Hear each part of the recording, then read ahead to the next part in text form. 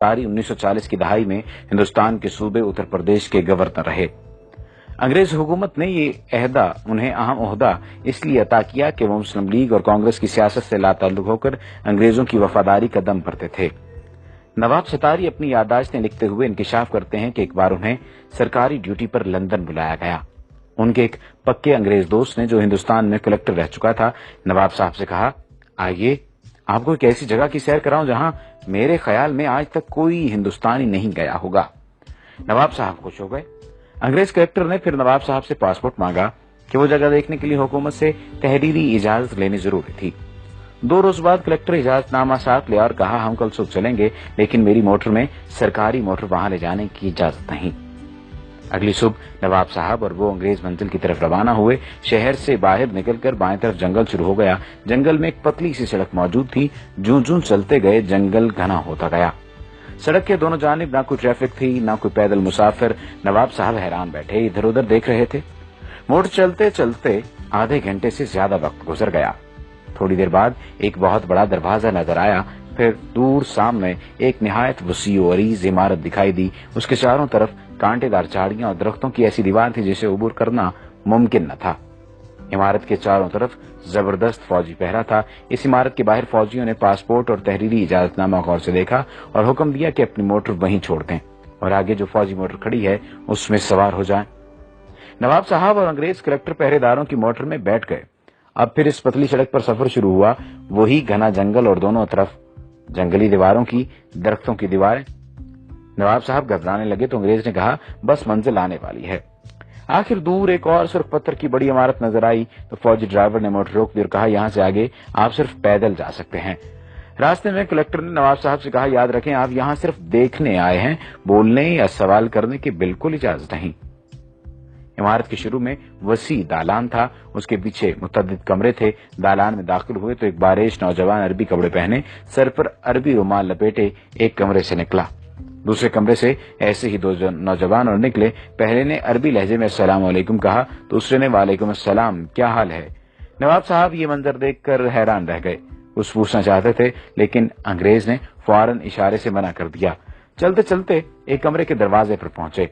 देखा कि अंदर मस्जिद जैसा फर्श बिछा है। अरबी लिबास में मलबूस मुतअद्दिद तलबा फर्श पर बैठे हैं। उनके सामने उस्ताद बिल्कुल इसी तरह बैठे सबक पढ़ा रहे हैं जैसे इस्लामी मदरसों में पढ़ाते हैं। तलबा अरबी और कभी अंग्रेजी में उस्ताद से सवाल भी करते। नवाब साहब ने देखा कि किसी कमरे में कुरान मजीद पढ़ाया जा रहा है, कहीं किरात सिखाई जा रही है, कहीं तफसीर का दर्स हो रहा है, किसी जगह बुखारी शरीफ का दर्स दिया जा रहा है और कहीं मुस्लिम शरीफ का। एक कमरे में मुसलमानों और मसीहों के दरमियान मुनाजरा हो रहा था। एक और कमरे में फ़क़ही मसाइल पर बात हो रही थी। सबसे बड़े कमरे में कुरान का तर्जुमा मुख्तलिफ जुबानों में सिखाया जा रहा था। उन्होंने नोट किया कि हर जगह बारीक मसले मसाइल पर जोर है, मसलन गुस्ल का तरीका, वुजू, रोजे, नमाज और सजदे साहब के मसाइल, विरासत और रज़ात के झगड़े, लिबास और दाढ़ी की वज़ाक़ता, गा कर आयात पढ़ना, गुस्ल खाने के आदाब, घर से बाहर जाना, लौंडी और गुलामों के मसाइल, हज के मनासिक, बकरा दुम्बा कैसा हो, छुरी कैसी हो, दुम्बा हलाल है या हराम, हज और कज़ा नमाजों की बहस, ईद का दिन कैसे तय किया जाए और हज का कैसे, मेज पर बैठकर खाना, पतलून पहनना जायज है या नाजायज, औरत की पाकी और नापाकी के झगड़े, हुजूर की मेराज रूहानी थी या जिस्मानी, इमाम के पीछे सूरह फातिहा पढ़ी जाए या नहीं, तरावी 8 है या 20, नमाज के दौरान वुजू किया जाए तो आदमी क्या करे, वुजू टूट जाए तो आदमी क्या करे, सूद मुफरद जायज है या नाजायज वगैरह।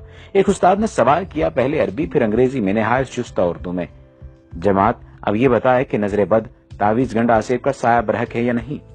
35-40 की जमात बैक वक्त बैक आवाज पहले अंग्रेजी में बोली ट्रू ट्रू, फिर अरबी में यही जवाब और फिर उर्दू में। एक तालिब इल्म ने खड़े होकर कहा, अल उस्ताद, नीयत जरूरी है तो मुर्दा लोगों का हज बदल कैसे हो सकता है। यानी अगर हज के लिए नीयत जरूरी है या किसी भी काम के लिए नीयत जरूरी है तो मुर्दा लोगों का हज बदल कैसे हो सकता है। कुरान तो कहता है हर शख्स अपने अमाल का जिम्मेदार है।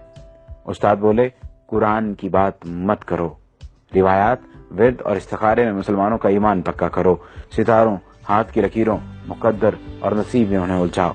ये सब देखकर वो वापस हुए तो नवाब सतारी ने अंग्रेज कलेक्टर से पूछा, इतने अजीम दीनी मदरसे को आपने क्यों छुपा रखा है।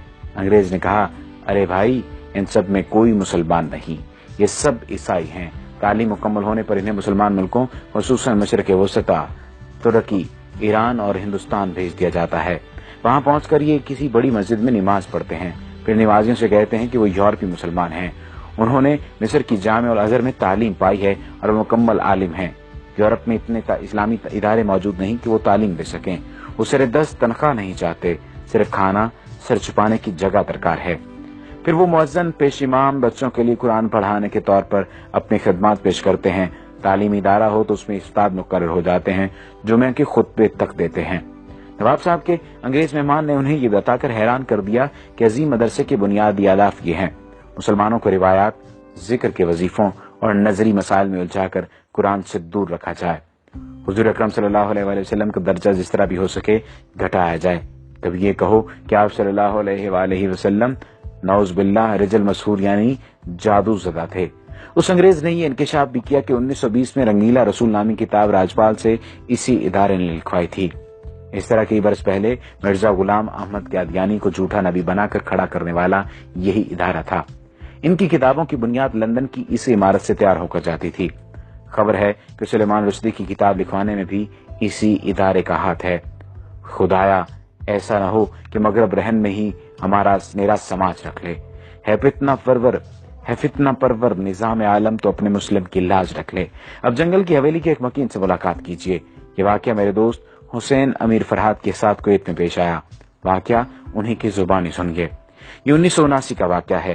ان دنوں میں کویت کی کمپنی میں مندوب تعلقات عامہ یعنی افسر تعلقات عامہ موجود تھا، یعنی پبلک ریلیشن آفیسر۔ ہماری کمپنی کے ڈائریکٹر نے سری لنکا سے گھر کے کام کاج کے لیے خادمہ منگائی۔ دوسرے دن مجھ سے کہا اس خادمہ کو واپس بھیج دو، وہ ہمارے کسی کام کی نہیں، کیونکہ عربی جانتی ہے نہ ہی انگریزی۔ میں اس کے دستاویزات لے کر متعلقہ جگہ پہنچا تو پتا چلا کہ فی الحال سری لنکن سفارت موجود نہیں، البتہ برطانوی سری لنکن باشندوں کے معاملات دیکھتے ہیں۔ برٹش کونسل میں استقبالیہ کلرک نے میرا کارڈ دیکھا تو مسٹر ولسن سے ملایا۔ وہ بڑے اتفاق سے ملے اور بٹھایا۔ جب اس نے اندازہ لگایا کہ میں بھارتی یا پاکستانی ہوں تو اردو میں کہا، میں کیا خدمت کر سکتا ہوں؟ میں نے سری لنکن خادمہ کے متعلق بتایا تو اس نے کہا، کوئی مسئلہ نہیں، اسے ہم رکھ لیں گے، آپ کو جو خرچ آیا وہ ہم ادا کریں گے۔ یہ بتاؤ کہاں کے رہنے والے ہو؟ میں نے کہا پاکستان۔ وہ بولا وہ تو بہت بڑا ملک ہے۔ میں نے کہا پشاور کا رہنے والا ہوں۔ پشتو میں پوچھا کون سی جگہ؟ میں نے بتایا نوشہرہ۔ جب میں نے گاؤں کا نام بتایا تو اس کی آنکھوں میں عجیب چمک پیدا ہو گئی۔ پھر وہ مختلف لوگوں کو پوچھنے لگا۔ میں نے بتایا کہ کون مر گیا ہے اور کون زندہ ہے۔ میں نے سوچا ہو سکتا ہے یہ نوشہرہ چھاونی میں ملازمت کرتا رہا ہو، لیکن اس کی عمر زیادہ نہیں تھی۔ اس نے کہا کچھ اور کہانی سنائی، پھر اس نے کافی منگائی، پھر انٹرکام پر کلرک سے کہا کہ اس کے پاس کسی کو مت بھیجنا۔ وہ اتنا خوش تھا کہ میں بیان نہیں کر سکتا تھا۔ اس کی خوشی دیدنی تھی۔ کافی کے دوران اس نے بتایا میں آپ کے گاؤں محلہ عیسیٰ خیل میں 4 سال تک پیش امام رہا ہوں۔ میں نے پوچھا کیا آپ مسلمان ہیں؟ وہ بولا میں نے 4 سال تک آپ کے گاؤں کا نمک کھایا ہے۔ آپ کے گاؤں والوں نے مجھے بڑی عزت دی۔ میں آپ سے جھوٹ نہیں بولوں گا، میں عیسائی ہوں، یعنی اہل کتاب۔ اس کے بعد میرا اس کے ہاں آنا جانا رہا۔ وہ مجھے اپنا ہم وطن سمجھتا رہا اور تقریباً میرا ہم عمر تھا۔ تعجب کی بات یہ ہے کہ وہ ہمارے ہاں پاکستان بننے کے بعد رہا تھا۔ ایک دن میں نے پوچھا آپ پٹھانوں کا کھانا کیسا کھاتے رہے؟ یعنی آپ کو ذائقہ عجیب نہیں لگتا تھا؟ کیسے کھاتے تھے آپ؟ وہ کہنے لگا آپ لوگوں کا کھانا اتنا مزیدار ہوتا ہے کہ میں یہاں آج بھی گھر جاتے ہوئے ایرانی تندور سے روٹی لے کر موٹر میں روکی کھاتا ہوں۔ جب میں کویت سے پاکستان آ رہا تھا تو میں نے اس سے وہی سوال پوچھا جس سے وہ ہمیشہ ٹالتا رہتا تھا۔ میں نے دریافت کیا اب تو بتا دو کہ تم عیسائی ہو کر پٹھانوں کے گاؤں میں روکھی سوکھی کیوں کھاتے تھے اور پیش امام کی خدمات انجام دیتے رہے، آخر کیوں؟ وہ کافی دیر تک سر جھکائے سوچتا رہا، پھر سر اٹھا کر میری آنکھوں میں جھانکا اور کہا ہمیں اپنے ملک کے مفادات کی خاطر بعض اوقات بہت کچھ کرنا پڑتا ہے۔ ہمارے ہاں لندن کے مضافات میں ایک مرکز ہے جہاں شکل و شبہات دے کر انگریزوں کو بیرونی مذاہب اور زبانوں کی تعلیم دی جاتی ہے۔ وہاں سے فارغ التحصیل ہو کر پھر ہمیں مختلف علاقوں میں بھیجا جاتا ہے۔ گاؤں آ کر میں نے محلہ عیسیٰ خیل کے بزرگوں کو یہ واقعہ سنایا تو ایک بوڑھے طالب علم نے کہا مجھے شک پڑا تھا مگر سب کہہ رہے تھے کہ یہ چترالی ہے۔ وہاں اکثر چترالی مولوی پیش امام ہیں، وہ بھی گورے ہیں بالکل انگریزوں کی طرح۔ پھر طالب علم نے کہا چلو بھائی اب 4 سال کی نمازیں لوٹائیں جو ہم نے انگریز کے پیچھے پڑھی۔ کھانا خراب ہو اس کا۔ جب میں نے جنگل کی حویلی کے متعلق پڑھا تو مجھے یقین ہو گیا کہ مسٹر بیلن ضرور جنگل کی حویلی کا پروردہ تھا۔ یہ مضمون 90 کی دہائی میں اردو ڈائجسٹ میں شائع ہوا تھا۔ یہود و ہنود کی سازشیں بدستور جاری ہیں۔ یہ مضمون اس نیت سے ضروری ترمیم اور اضافے کے ساتھ دوبارہ بھی شائع کیا گیا تاکہ سادہ لوگ مسلمان باخبر رہیں کہ دشمن انہیں کمزور کرنے کے لیے